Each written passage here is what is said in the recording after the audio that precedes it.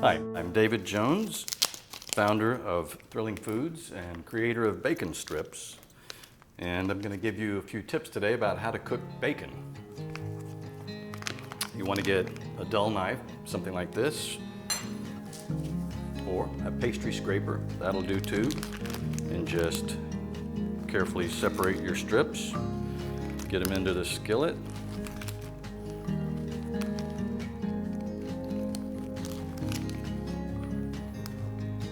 And you want to cook them on pretty much a medium-low heat. Too fast and they'll get a little too dark before they're nice and crispy. In the meantime, I want to answer a question that I get asked a lot. How can I freeze bacon? How can I keep it? This bacon is smoke and salt cured in a traditional style, so it gives it a very long refrigerated shelf life, months. So you can look at your Best By date and you'll usually see you have a lot of weeks to be able to go through your package of bacon. So no need to freeze it. You'll notice that I didn't use any oil or fat because bacon has its own fat and it will render just like traditional pork bacon, but with just less spattering.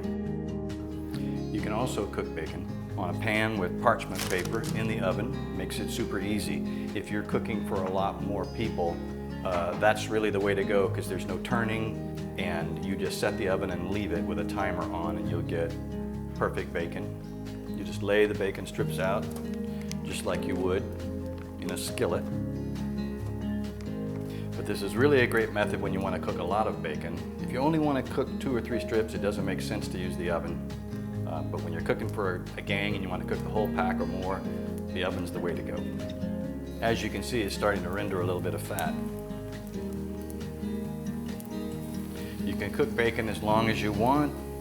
The longer you cook it, the more fat renders out, just like traditional bacon. As I'm flipping it, I'm getting a chance to see just how flexible or stiff it is.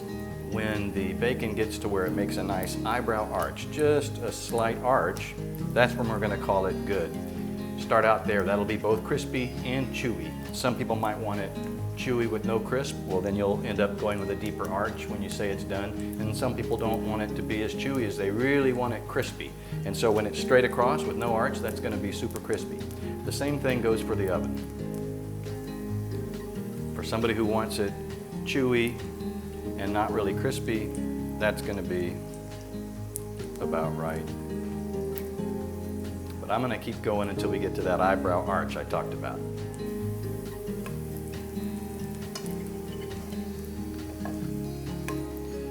There is that eyebrow arch. It can be anywhere like this. It can be a little shallower. That's going to be both chewy and crispy.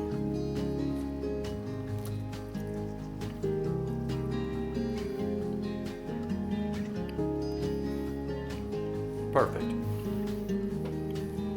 You decide if you like it crispier or chewier, and now you know how to get the perfect bacon. Thanks.